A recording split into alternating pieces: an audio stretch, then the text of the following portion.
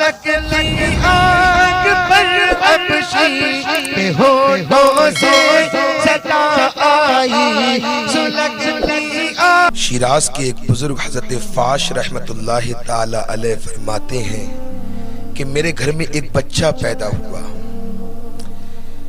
اور جس وقت میرے گھر میں وہ بچہ پیدا ہوا نا، وہ موسم بڑی سردی کا تھا، میرے گھر میں کچھ بھی نہیں تھا خرچ کرنے کے لیے۔ میں بڑا پریشان ہو گیا کہ گھر میں پیدائش ہے اور گھر میں خرچے کے لیے کچھ بھی نہیں ہے، بڑی پریشانی کے عالم میں تھا، بڑے سوچ و وچار میں تھا، اب کیسے خرچ کروں، کیسے میں اپنے بچے کی پیدائش پر خوشی کا اظہار کروں۔ اللہ اکبر۔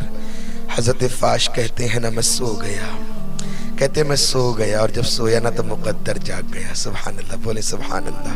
کہتے مقدر جاگ گیا، جب میں سویا مقدر جاگ گیا، خواب میں مدینے والے آقا صلی اللہ علیہ وسلم تشریف لے آئے۔ سبحان اللہ۔ اور کہتے ہیں میرے آقا علیہ السلام خواب میں تشریف لائے، مجھ سے فرمایا کہ فاش پریشان مت ہو، جب کل دن ہونا، صبح ہونا، تو ایک مجوسی ہے، فلاں مجوسی، اس کے گھر چلے جانا اور اس سے کہنا مجھے رسول اللہ صلی اللہ علیہ وسلم نے بھیجا ہے، اور کہنا کہ کہا ہے کہ مجھے 20 دینار دے دے۔ اللہ اکبر۔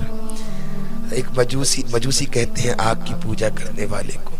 میرے آقا علیہ السلام نے فرمایا، جب آنکھ کھلی، صبح ہوئی، تو کہتے ہیں حضرت فاش کہ میں سوچنے لگا کہ ایک مجوسی کے گھر پہ کیسے جاؤں، اس سے کیسے جا کے میں اپنی حاجت بیان کروں۔ بولے میں بڑا پریشانی کے عالم میں آ گیا، لیکن یہ بھی درست ہے کہ خواب میں اگر مدینے والے آقا صلی اللہ علیہ وسلم تشریف لائے ہیں تو وہ میرے آقا علیہ السلام ہی ہیں۔ کہتے ہیں کہ میں سارا دن اسی شش و پنج میں رہا کہ کیسے اس مجوسی کے دروازے پر جاؤں، اسی پریشانی میں، اسی سوچ و فکر میں مبتلا رہا کہ اس مجوسی کے گھر پہ میں جاؤں کیسے۔ کہتے ہیں پھر رات آ گئی، پھر سویا، پھر خواب میں سبحان اللہ مدینے والے آقا صلی اللہ علیہ وسلم تشریف لے آئے۔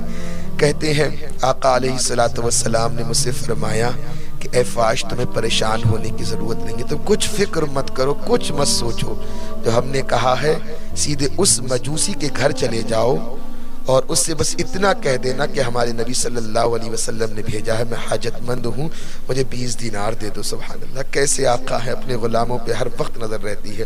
میرا اللہ فرماتا ہے نا، النبی اولا بالمؤمنین من انفسہم، یہ نبی جو ہے نا، یہ مومنوں کی جانوں سے بھی زیادہ قریب ہے۔ سبحان اللہ۔ فکر کرتے ہیں ہم غلاموں کی، ہمارے بارے میں سوچتے ہیں، ہماری حاجتیں پوری کرتے ہیں۔ سبحان اللہ، سبحان اللہ۔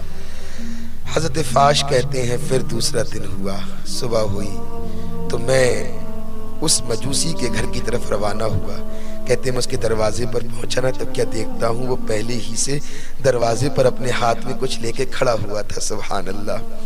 کہتے ہیں پہلی مرتبہ ملاقات تھی، میں شرما گیا، وہ مجھے پہچانتا نہ تھا، تو میں بھی شرمانے لگا، میں آگے نہ بڑھا، پھر وہ میرے پاس خود ہی آیا، بتائیے کیا کام ہے۔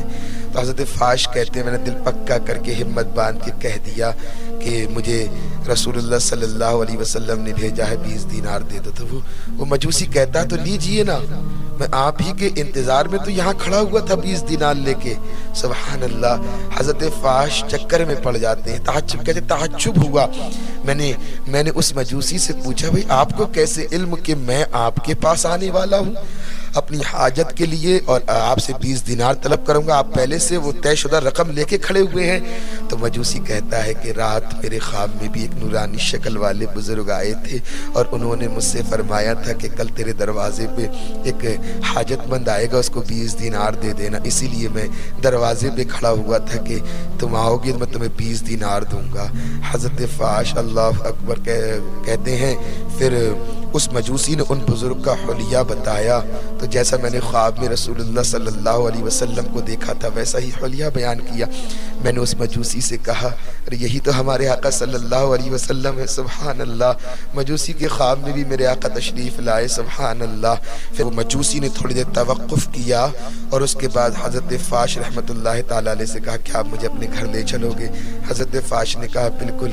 اس مجوسی کو اپنے گھر لے کر گئے نا، تو وہ مجوسی کہتا ہے کہ مجھے کلمہ پڑھا کر مسلمان بنا دو نا۔ سبحان اللہ، حضرت فاش نے اسے کلمہ پڑھایا، مسلمان بنا دیا، اور اس کے بعد اس مجوسی کی بہن، اس کی اولاد، اس کی بیوی بھی بعد میں کلمہ پڑھ کر مسلمان ہو گئی۔ سبحان اللہ، پتہ کیا چلا؟ ہمارے آقا علیہ السلام کو پکارو نا تو وہ اپنے غلاموں کی فریاد سنتے ہیں، اپنے غلاموں کو نوازتے ہیں، اور میرے آقا جس پر نظر عنایت فرماتے ہیں نا تو اس کو مال و دولت کے ایمان کی دولت سے مالا مال کر دیتے ہیں، اپنی چمک دے کر اسے بھی منور کر دیتے ہیں، روشنی عطا فرما دیتے ہیں۔ میرے اعلیٰ حضرت سرکار فرماتے ہیں چمک تجھ سے پاتے ہیں سب پانے والے، میرا دل بھی چمکا دے چمکانے والے۔ اور ایک شاعر نے کہا یہ دربار محمد ہے، یہاں اپنوں کا کیا کہنا، ارے یہاں سے ہاتھ خالی